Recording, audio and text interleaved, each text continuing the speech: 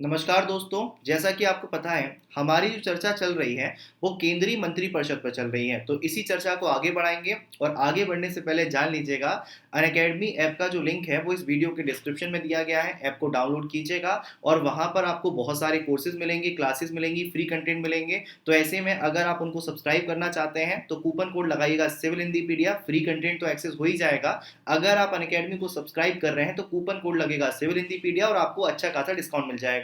और मेरा नाम भी आप वहां जाकर सर्च कर सकते हैं, वरुण पचौरी।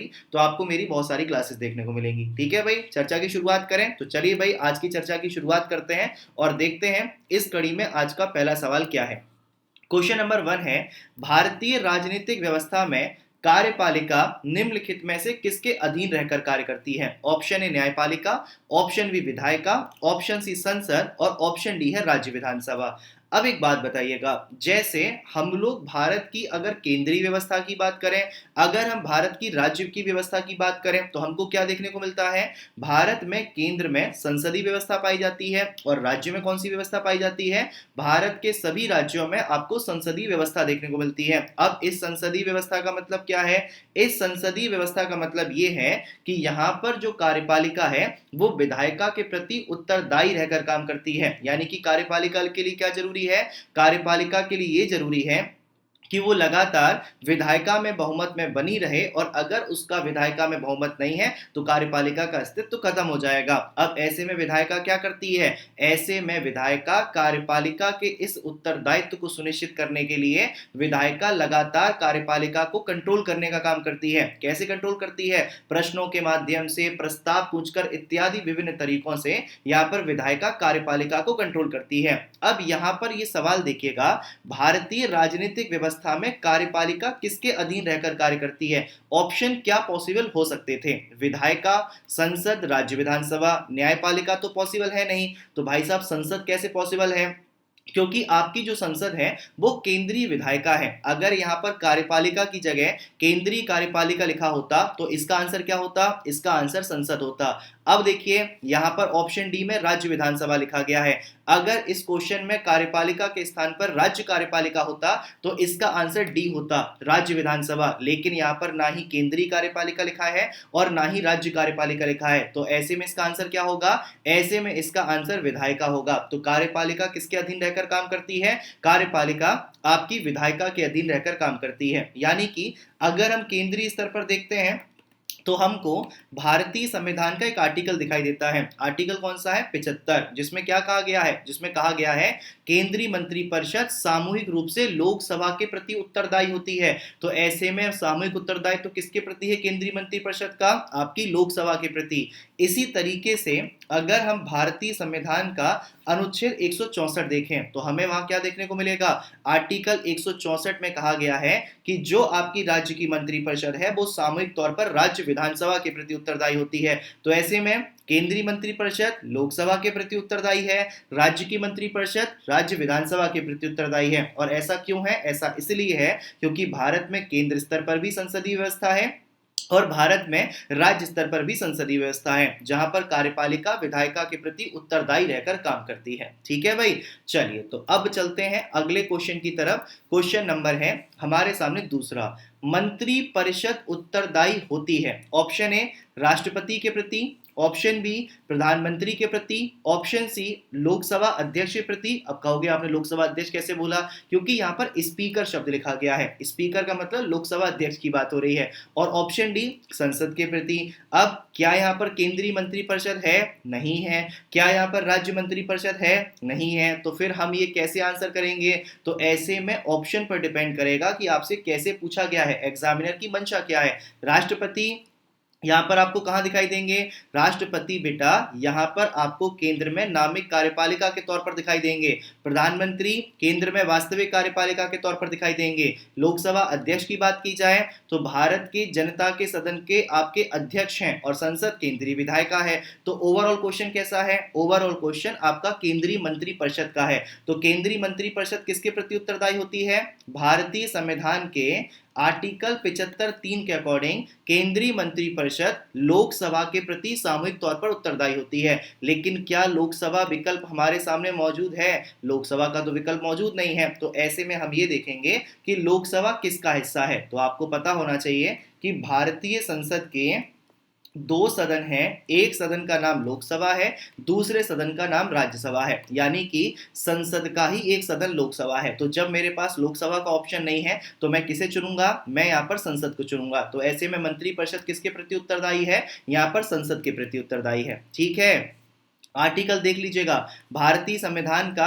अनुच्छेद 75 का 3 क्या लिखा गया बेटा? लिखा गया है मंत्रिपरिषद लोकसभा के प्रति सामूहिक रूप से उत्तरदायी होगी। तो मंत्रिपरिषद का सामूहिक उत्तरदायित्व तो किसके प्रति होता है? लोकसभा के प्रति होता है। ठीक है भाई, चलिए तो अब चलते हैं अगले सवाल की तरफ। प्रश्न संख्या हमारे सामने तीसरा है, मंत्रिपरिषद सामूहिक रूप से उत्तरदायी होती है। पहला, लोकसभा के प्रति, दूसरा एक संवैधानिक बाध्यता के अंतर्गत, तीसरा अनुच्छेद 74(3) के अनुसार, चौथा अनुच्छेद 75(3) के अनुसार। निम्नलिखित में से कौन सा स्टेटमेंट सही है? ऑप्शन ए 1 और 2, option B 1 2 3, option C 1 2 4, option D है 1 2 3 4। अब हमने कौन सा आर्टिकल देखा था? हमने आर्टिकल देखा था भारतीय संविधान का अनुच्छेद 75 का 3, जिसमें क्या कहा गया था? केंद्रीय मंत्रिपरिषद सामूहिक तौर पर लोकसभा के प्रति उत्तरदायी होती है। तो जब आपके संविधान में लिखा गया है इसका मतलब संवैधानिक बाध्यता है ना। तो अब क्वेश्चन को देखिए, मंत्रिपरिषद सामूहिक तौर पर उत्तरदायी है किसके प्रति? लोकसभा के प्रति। स्टेटमेंट पहला आपका सही है। अब दूसरा स्टेटमेंट देखिए, एक संवैधानिक बाध्यता के अंतर्गत, संवैधानिक बाध्यता ही तो है, आर्टिकल 75(3) में लिखा गया है, इसलिए आपका दूसरा स्टेटमेंट भी सही है। फिर देखिए तीसरा, अनुच्छेद 74(3) के अनुसार गलत लिखा गया है। कौन सा आर्टिकल है? आर्टिकल 75 का 3 है। अब देखिएगा चौथा स्टेटमेंट, अनुच्छेद 75(3) के अनुसार, अब एकदम सही लिखा गया है। तो इसका आंसर क्या होगा? इसका आंसर होगा 1 2 4, यानी कि ऑप्शन आपका सी करेक्ट होगा। तो ऐसे में मंत्रिपरिषद सामूहिक तौर पर किसके प्रति उत्तरदायी होती है? केंद्रीय स्तर पर मंत्रिपरिषद सामूहिक तौर पर लोकसभा के प्रति उत्तरदायी होती है। यह एक संवैधानिक बाध्यता है और संवैधानिक बाध्यता है आर्टिकल 75(3) के अनुसार। ठीक है, चले अगले सवाल पर। चलिए भाई, अब चलते हैं अगले क्वेश्चन की तरफ। क्वेश्चन नंबर है हमारे सामने चौथा, अविश्वास प्रस्ताव के संदर्भ में निम्नलिखित कथनों का मूल्यांकन कीजिएगा। पहला कथन है, भारत के संविधान में अविश्वास प्रस्ताव का उल्लेख किया गया है। दूसरा स्टेटमेंट है, अविश्वास प्रस्ताव केवल लोकसभा में लाया जा सकता है। ऑप्शन ए केवल 1 सही है, ऑप्शन बी केवल 2 सही है, ऑप्शन सी 1 और 2 सही है, ऑप्शन डी उपरोक्त में से कोई सही नहीं है। अब एक बात बताइए, अविश्वास प्रस्ताव क्यों लाया जाता है? अविश्वास प्रस्ताव और विश्वास जो प्रस्ताव हैं वो यहाँ पर लोकसभा में बहुमत की जांच करने के लाए जाते हैं। अब बहुमत मतलब जैसे कि अगर हम भारतीय संविधान का अनुच्छेद 75 का 3 डिस्कस करें, जिसमें क्या कहा गया? जिसमें कहा गया है मंत्रिपरिषद लोकसभा के प्रति सामूहिक रूप से उत्तरदायी होगी। इसका मतलब क्या हुआ? मंत्रिपरिषद को अनिवार्य तौर पर क्या रहना पड़ेगा? लोकसभा में बहुमत में रहना पड़ेगा। यदि मंत्रिपरिषद का लोकसभा में बहुमत समाप्त हो जाता है तो मंत्रिपरिषद भंग हो जाएगी। तो ऐसे में मंत्रिपरिषद बहुमत में है कि नहीं है, इसकी जांच कैसे होती है? इसकी जांच 2 तरीके से होती है। अगर पक्ष ये प्रस्ताव रख रहा है बहुमत की जांच के लिए, तो वो कौन सा प्रस्ताव रखता है? तो वह विश्वास प्रस्ताव रखता है। अगर विपक्ष ये प्रस्ताव रख रहा है कि यहाँ पर बहुमत की जांच की जाए, तो कौन सा प्रस्ताव रखा जाता है? तो अविश्वास प्रस्ताव रखा जाता है। अविश्वास का मतलब क्या हुआ? अविश्वास का मतलब ये दिखाना हुआ कि सदन का सरकार में कोई विश्वास नहीं है। और विश्वास का मतलब क्या हुआ? विश्वास का मतलब ये हुआ सदन का सरकार में विश्वास बना हुआ है। तो ऐसे में यदि अविश्वास प्रस्ताव पारित हो जाए तो क्या हो जाएगा? सरकार गिर जाएगी। और वहीं अगर विश्वास प्रस्ताव की बात की जाए, अगर ये पारित हो जाए तो इससे ये प्रमाणित हो जाएगा कि आपकी सरकार बहुमत में है और बनी रहेगी। लेकिन अगर हम संविधान की बात करें तो संविधान में विश्वास और अविश्वास प्रस्ताव का उल्लेख नहीं किया गया है। यहाँ पर क्या उल्लेख मिलता है? आर्टिकल 75 के 3 में कहा गया है मंत्रिपरिषद लोकसभा के प्रति सामूहिक रूप से उत्तरदायी है और यहीं से बहुमत का होना अनिवार्य हो जाता है। तो फिर कहाँ से आते हैं विश्वास और अविश्वास प्रस्ताव? एक्चुअल में भारतीय संविधान का एक आर्टिकल है, आर्टिकल 118, जिसमें क्या कहा गया है? जिसमें कहा गया है कि संसद के दोनों सदन अर्थात लोकसभा और राज्यसभा अपनी कार्यवाही और प्रक्रिया के नियम बना सकते हैं। और इन्हीं नियमों के तहत लोकसभा ने नियम संख्या 198 बनाया है, जिसमें उसने अविश्वास प्रस्ताव का उल्लेख किया है। ठीक है,